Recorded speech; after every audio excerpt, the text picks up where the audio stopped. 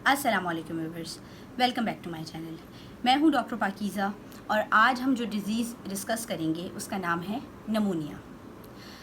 सबसे पहले देखते हैं कि नमूनिया है क्या और ये किस किस्म की बीमारी है। व्यूअर्स, नमूनिया फेफड़ों के इन्फेक्शन या फिर इन्फ्लेमेशन को कहा जाता है, जिसमें हमारे फेफड़ों में जो हवा की छोटी छोटी थैलियाँ होती हैं, जिन्हें एल्वुलाई या फिर एयर सैक्स कहा जाता है, इनमें मवाद, फ्लूइड या फिर पस जो है वो भर जाता है और जिसकी वजह से इन पे सूजन आ जाती है।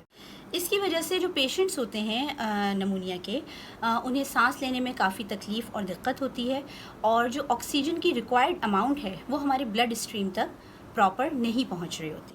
व्यूअर्स, नमूनिया से किसी एज का भी इंसान जो है वह अफेक्ट हो सकता है, लेकिन मोस्टली जो इससे लोग अफेक्ट होते हैं उनमें 2 साल से कम उम्र के जो शीर ख्वार बच्चे होते हैं वो, और 65 साल से ज़ायद उम्र के जो बुज़ुर्ग अफराद होते हैं वो ज़्यादा इससे इफ़ेक्ट हो सकते हैं। और इसकी बुनियादी वजह यह है कि इस एज ग्रुप के जो लोग होते हैं उनका इम्यूनिटी लेवल बहुत कम होता है, जिसकी वजह से वो इससे प्रॉपरली फ़ाइट बैक नहीं कर सकते। अच्छा, अब आ जाते हैं हम इसके सिम्टम्स की तरफ। सिम्टम्स में अगर आपको आप इफ़ेक्ट हो गए नमूनिया से, तो आपको शदीद नज़ला, खांसी, ज़ुकाम, बुखार, कपकपाहट, इसके साथ बलगम वाली खांसी, जिसमें पीला, हरा या फिर बलगम के साथ खून आना, ये भी नमूनिया की अलामात में से एक है। इसके साथ जो बुज़ुर्ग अफराद हैं उनमें कन्फ्यूजन जो है वो बहुत ज़्यादा बढ़ जाती है, भूख जो है उन्हें बहुत कम लगना शुरू होती है। तो ये जो सारी अलामात हैं ये नमूनिया की हैं। नमूनिया बेसिकली वायरस, बैक्टीरिया और फंजाई कॉज करते हैं, और इसके अलावा जो लोग नमूनिया से अफेक्ट हुए हुए हैं, अगर वो खांसते हैं या छींकते हैं और मुंह पे कपड़ा नहीं रखते हैं, तो जो आसपास के लोग हैं उनमें भी ये मुंतकिल हो सकता है। नमूनिया की बहुत सारी टाइप्स हैं और मोस्टली इसी जो टाइप्स हैं वो इसके कॉजेज़ के ऊपर बेस करती हैं, जिसमें सबसे पहली टाइप इसकी बैक्टीरियल नमूनिया है, जो डिफरेंट किस्म के बैक्टीरियल स्ट्रेन्स की वजह से कॉज हो सकता है, लेकिन जो मोस्ट कॉमन टाइप है वो स्ट्रेप्टोकोकस नमूनी एक किस्म का बैक्टीरिया होता है, जिसकी वजह से ये हो सकता है। दूसरी टाइप इसकी आती है वायरल नमूनिया, जो रेस्पिरेटरी सिंक्शुअल वायरस या फिर influenza A and B cause करते हैं।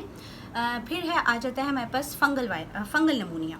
Fungal pneumonia coccidioides fungus cause करता है, और इसके अलावा जो इसके टाइप्स हैं उनमें एस्पिरेशन नमूनिया है, जो किसी भी फूड, लिक्विड या फिर स्टमक कंटेंट को इनहेल करने की वजह से। इसकी नेक्स्ट टाइप है हॉस्पिटल एक्वायर्ड नमूनिया, जो बेसिकली उन पेशेंट्स में ज़्यादा होती है जो किसी हॉस्पिटल ट्रीटमेंट के ऊपर हों और कोई कंटामिनेटेड मशीन वो यूज़ कर लें।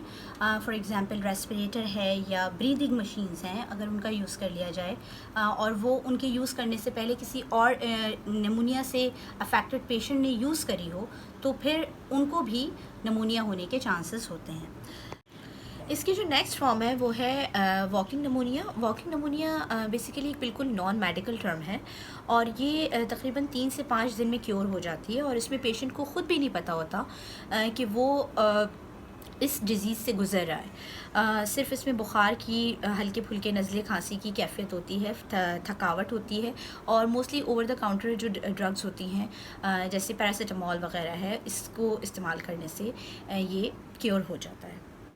इसके ट्रीटमेंट में अगर आपको एस्पिरेशन नमूनिया डायग्नोस किया जाता है तो बेसिकली इसमें ब्रोंकोस्कोपी का प्रोसीजर किया जाता है, जिसमें जो पार्टिकल्स आपके एल्वुलाई या फिर एयर सैक्स में जाके फंस जाते हैं उनको इस प्रोसीजर के ज़रिए रिमूव किया जाता है।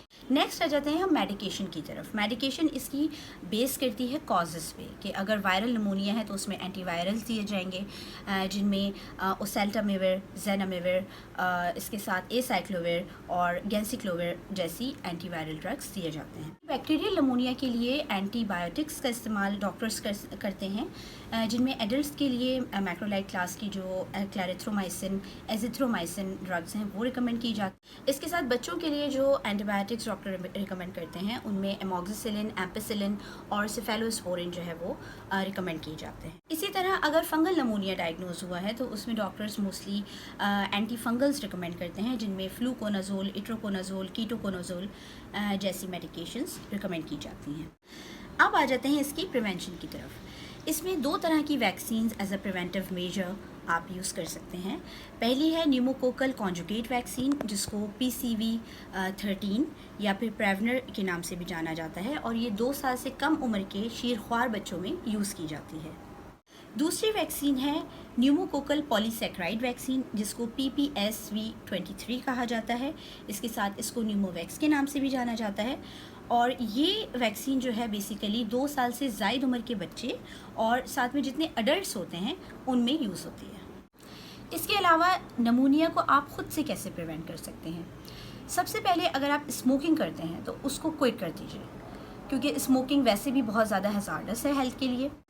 इसके अलावा proper hand washing, regular exercise, balance diet, और जब आप कोई खांस रहा हो या छींक रहा हो तो उससे थोड़ा दूर हो जाइए, अपने ख़ुद के मुंह को कवर कर लीजिए। इसके अलावा ठंडी चीज़ों का इस्तेमाल कम कर दीजिए, क्योंकि इससे कफ़ और कोल्ड होने का खदशात जो हैं वो बढ़ जाते हैं, जो कि फिर बाद में नमूनिया की तरफ लीड करता है।